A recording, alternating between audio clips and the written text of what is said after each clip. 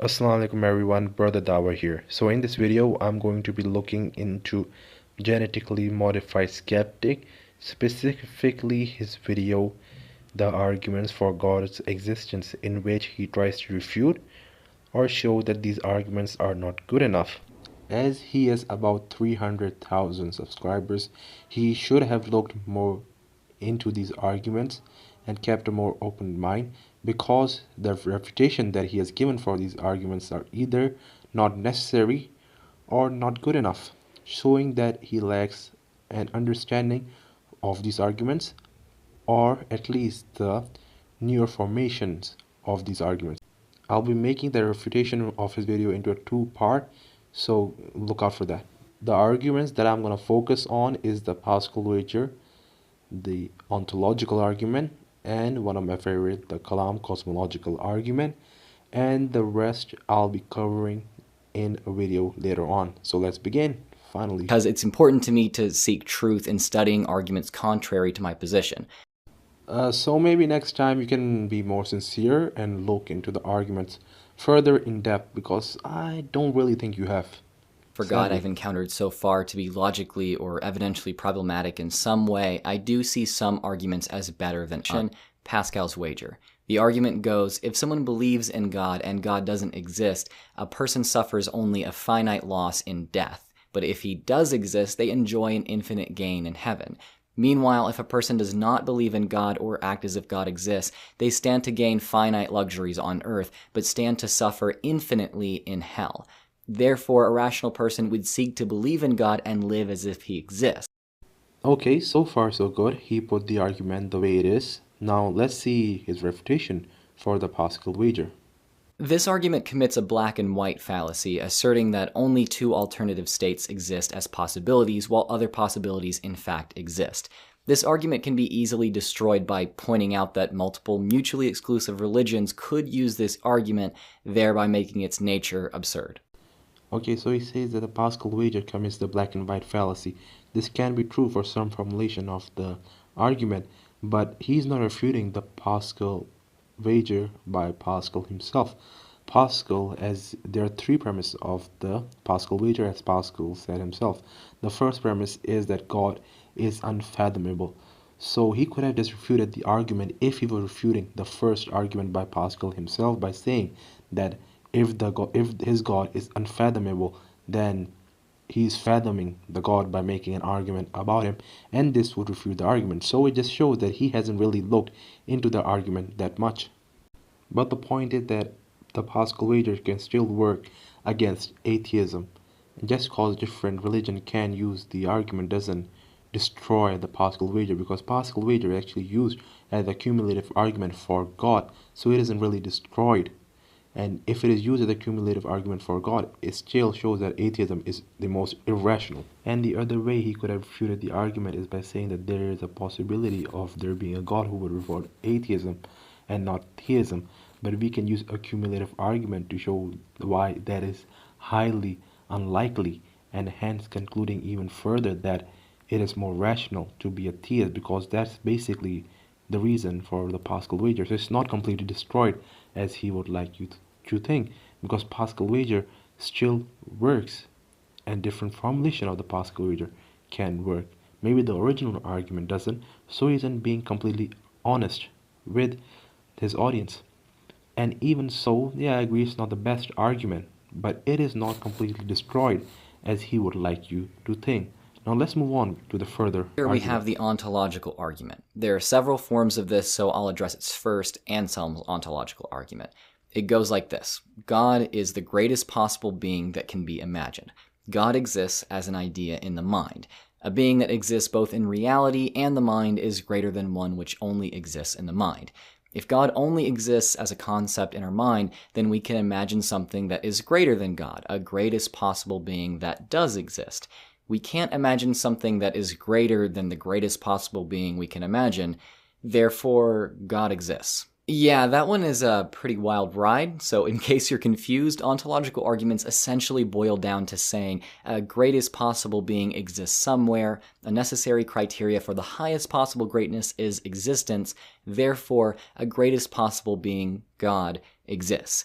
This argument commits the fallacy of begging the question, as its conclusion is already included within one of its premises. Its first premise says that a greatest possible being exists, and eventually concludes that a greatest possible being Okay, so exists. this was the point where I realized he doesn't really understand the arguments really, because the argument that he gave is Amson's first argument, which isn't really circular, and he's saying it is circular. The argument that he should be talking about is the Descartes argument, which can be circular according to some philosophers. And the funny thing is that there are other ontological arguments, such as Plantinga's ontological argument and Amson's ontological argument. There are two Amson's ontological arguments, first and second. They're not really circular. And he's using the first ontological argument, which isn't really circular because the conclusion is not there in the premises. He doesn't say there is, he said if there is. So the thing is that, okay, let's say that Amson's ontological argument and Descartes' ontological argument, both of them are circular. But even if one is not circular, which is Plantinga's argument, then he's lying, because he said that all boils down to being circular. That's a lie. He's lying to his audience. So let's move on to the Kalam cosmological argument. Argument is very popular among Christian and Muslim apologists, as well as many theists with a more cursory knowledge of apologetics. The Kalam states, whatever begins to exist has a cause. The universe began to exist, therefore the universe has a cause. That's all of it. Other arguments are often used in conjunction with the Kalam in order to support the idea of a specific God, but still, the Kalam is well recognized as an argument for theism. Strangely enough, this supposed argument for God is not actually about any deity at all. Even if the entire argument was granted, it still wouldn't support theism. Further, even if granted, it wouldn't establish that the universe's cause was itself uncaused. The Kalam, if true, would only establish that the universe had a cause, but would say nothing at all about the nature of that cause. At this point, it is just idiotic, because he hasn't really read any books. I think he's just seen different refutation videos on YouTube. Because if he would have read any book on the Kalam cosmological argument, he would have realized that the conclusion that we reach of the cause being uncaused is due to infinite regress. As we cannot have an infinite regress, we cannot have a infinite number of causes, so there has to be a uncaused cause. I've delved into that argument in my previous video. The point that I'm trying to make here is, even if you would have read any book by William Lane Craig, he would have realized why there has to be a uncaused cause. We do reach that conclusion if the premises are true of the Kalam cosmological argument. It's pretty simple.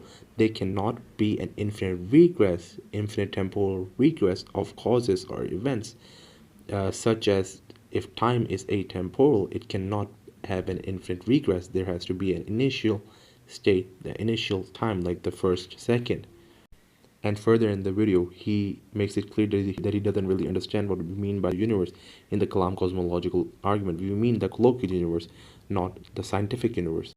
Proponents of this argument will often state that the Big Bang was the beginning of all space, time, and matter, and thus the beginning of causation.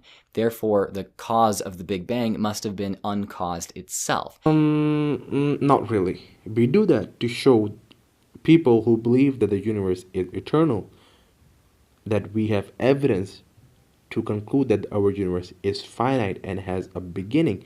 We don't need to do that. Okay? We conclude that the universe is uncaused by different arguments, not because of the Big Bang. We do it by showing that an infinite regress cannot exist. And as an infinite regress cannot exist, it is a necessity that there is a uncaused cause. This misunderstands the Big Bang, though. And you misunderstand the Kalam cosmological argument, though. And then he goes ahead and describes the Big Bang to us and explains it to us, the genius that he is, and then he attributes some unique qualities to it. So let's listen to that for a second. See, we don't exactly understand the Big Bang to be the beginning of all that is. It isn't the moment where something came from nothing, as some mistakenly assert. We've traced the expansion of the universe backward, and the Big Bang is simply the point where our understanding of the laws of physics no longer makes sense and we can't trace back any further. So you see the way he describes the universe, or the thing before it, as not being able to be explained by the laws of physics. So basically, like God. So when he does it by an inductive method of science, it's okay. And when we do it by a deductive method, it's not. That's idiotic of him. So to my surprise, people actually take him seriously. He has about 300,000 subscribers on YouTube. Hopefully I've given you a reason why you should be skeptical about his videos. Now that's it for me. Ma salama.